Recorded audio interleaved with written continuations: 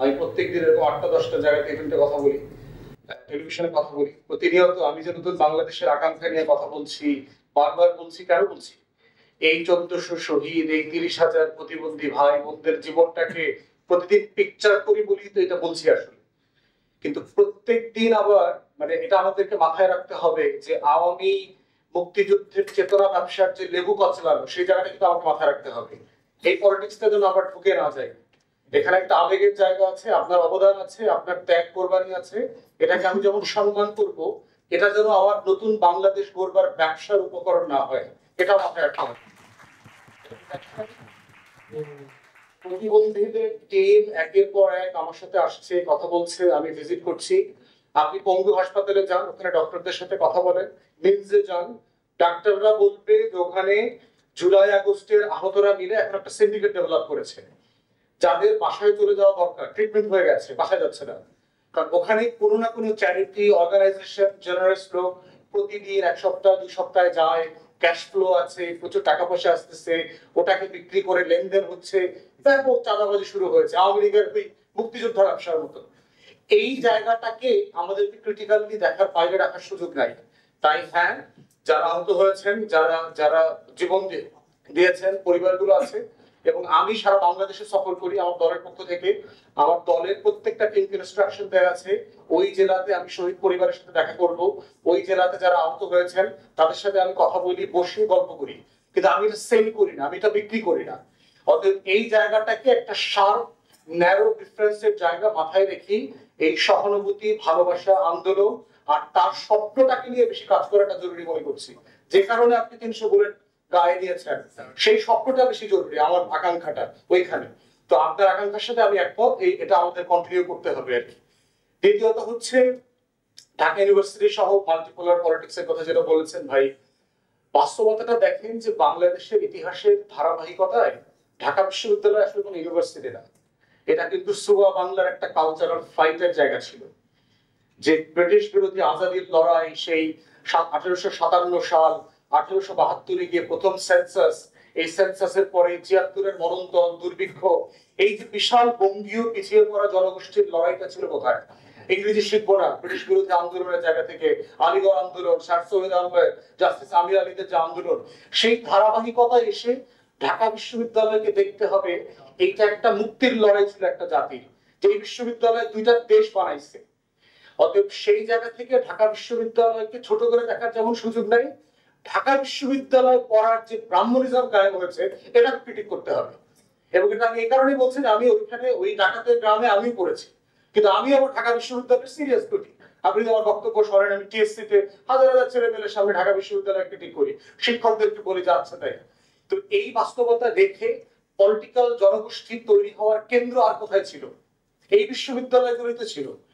যেটা ব্রেক করেছে north south, প্রাগ, independent, আরো যারা আইইউবি থেকে শুরু করে ইউনাইটেড, প্রথমবারের মতো যে তারা পলিটিক্যাল কমিউনিটি আকারে রাষ্ট্রের সামনে হাজির হয়েছে। অতএব এই হাজির হওয়াটাকে আপনি ওয়েলকাম করবেন এবং সেন্ট্রাল অ্যাকাউন্টেড করবেন, যেটা ভাই বলছে কই তারা তো এখন ইনভিজিবল হয়ে গেছে, ডিসঅ্যাপিয়ার করে ফেলেছে। অতএব দুইটা জায়গাতেই অবদানের জায়গা যেমন আছে, দুইটা জায়গাতে ফেইলিওরও আছে।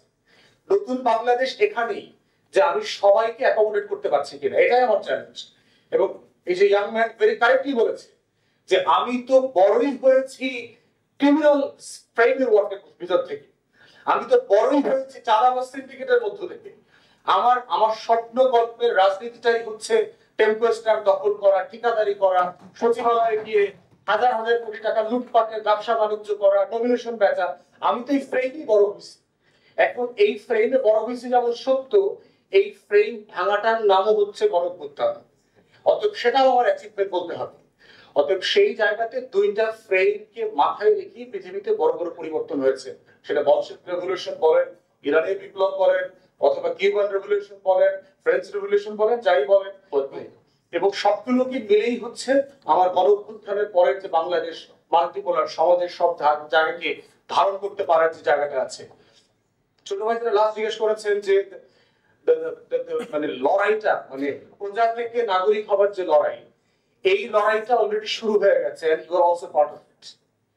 এবং এটা হচ্ছে ভালো দিক যে বাংলাদেশের এমন একটা পরিবর্তন হয়ে গেছে যেই পরিবর্তনটা সমাজের প্রত্যেকটা শ্রেণী পেশাকে প্রথমবারের মতো এই জনপদে first time in the history of Bengal touch করেছে।